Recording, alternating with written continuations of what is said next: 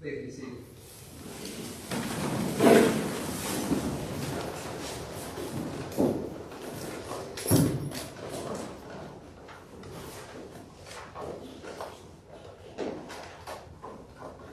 I have heard that when a forest burns, the dead trees, dead animals, and underbrush are consumed and cleared away.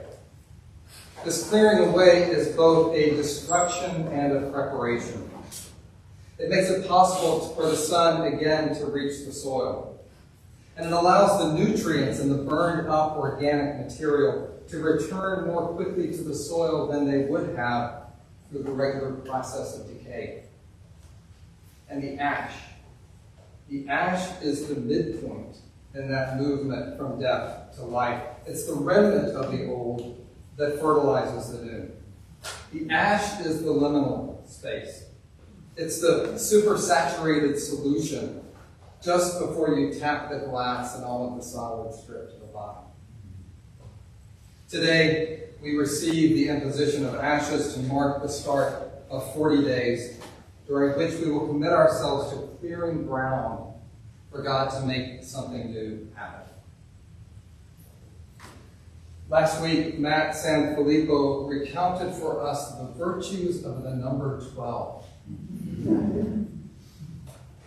There's Matt. Matt also included his personal connection to the dozen donuts that the police officers, Matt not included, are known to partake of when on break. But the number 40 has its own claim to fame.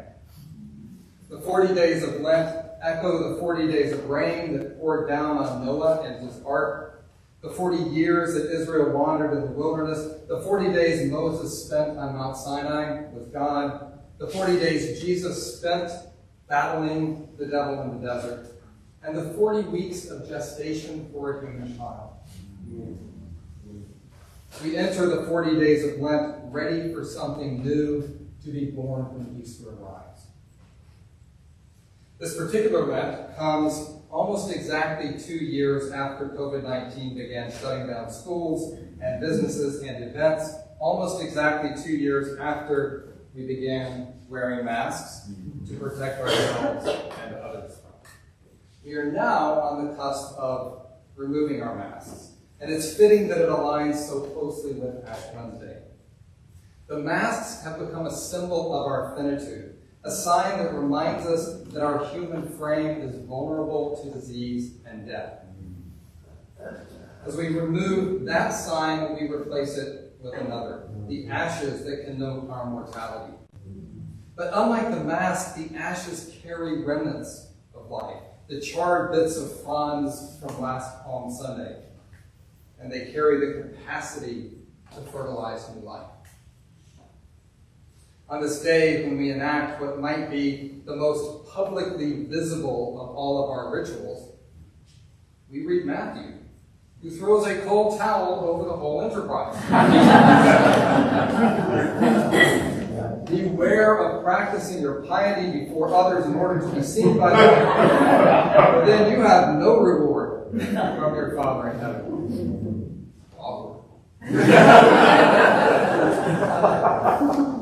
Now, Jesus clearly has some Jewish leaders in mind when he describes the hypocrites who do these things to be seen by others. But it's worth noting that this is not presented as a common Jewish practice, but as a distortion of Jewish practice that could be present in any tradition. And so the warning is to us, as well as to those in Jesus' own context. Beware of practicing your piety before others in order to be seen by them.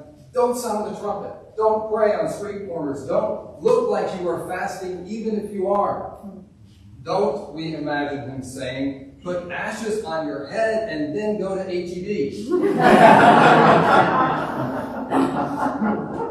This might worry us today, as we mark our foreheads precisely in a way that can be seen by others.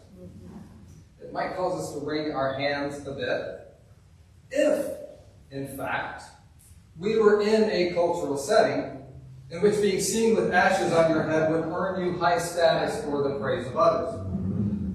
It's more likely that we will be seen as weird, inexplicable, or worse, overly religious.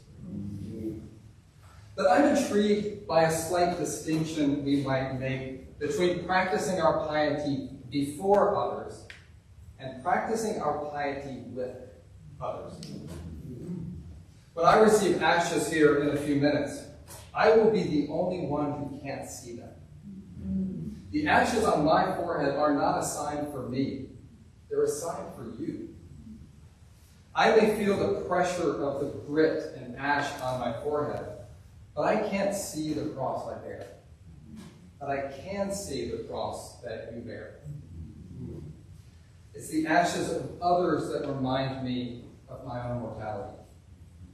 This is a liturgical act that really can't be done by yourself. As I am marked, I am asked to remember that I am dust, but if you are like me, you will quickly forget that you are dust as soon as you leave these doors. And later on today, you will wonder why others are looking at you funny. Because the sign is not visible to you. You will have forgotten. I remember that I am dust because I see the mark on your forehead. I know that I am dust because I see the way that you see me as marked by ash and cross. No, we don't want to receive ashes before others as a means of self-promotion. But we almost have to receive them with others as a means of self-reflection. The New York Times columnist Frank Bruni wrote a memoir titled The Beauty of Dust. In it, he talks about how his life was altered after he woke up one morning with a partial loss of his eyesight. As he learned to live with this as a permanent condition, he came to realize how many people suffer or struggle in ways that are not visible to others. He began to have honest conversation with people about the invisible struggles they face, and he tells some of their stories in his book. One of those stories is about Danny, a Las Vegas restaurant manager. In an interview, Bruni said, "Danny has not seen normally since the time he was born. But nonetheless, he got through high school with much effort and got through college with much effort and was making a very significant career for himself as a manager in the restaurant industry. And not a day goes by when he does not struggle to see clearly. And nobody knows that unless they ask him. Nobody knows that unless you give him the occasion to tell you." In hearing and writing these stories, Bruni came up with what he calls the sandwich board theory of life. The idea is this: if everyone were wearing something on the exterior that told you what they struggle with, their anxieties, their heartaches, then first, you would understand that everyone is struggling with something. Second, you would be much less inclined to self-pity. And third, you would be called to a greater degree of empathy.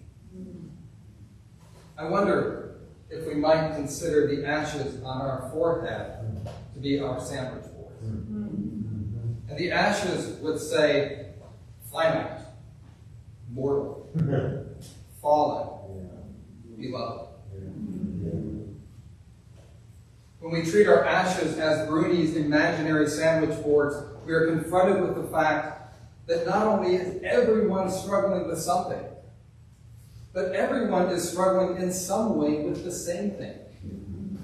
We are dust. We are ash. We are limited. We are imperfect. We are vulnerable. And at the same time, God does not seem to want to save us from any of these things. Because we are not told, you are dust, and at some point you will stop being dust. We are not told, you are dust, and one day you will be clean. We are told you are dust, and to dust you will return. Part of learning to be good at being human is learning to embrace our dustiness. So, my dusty friends, let's embark on Lent together. Remembering our mortality and our fallenness, our invisible struggles and the invisible struggles of others. Let's actively imagine the sandwich boards others might be wearing in order to stretch our empathy muscles. Let's take a mental picture of one another bearing ashes on our foreheads. Finite, mortal, fallen, we love.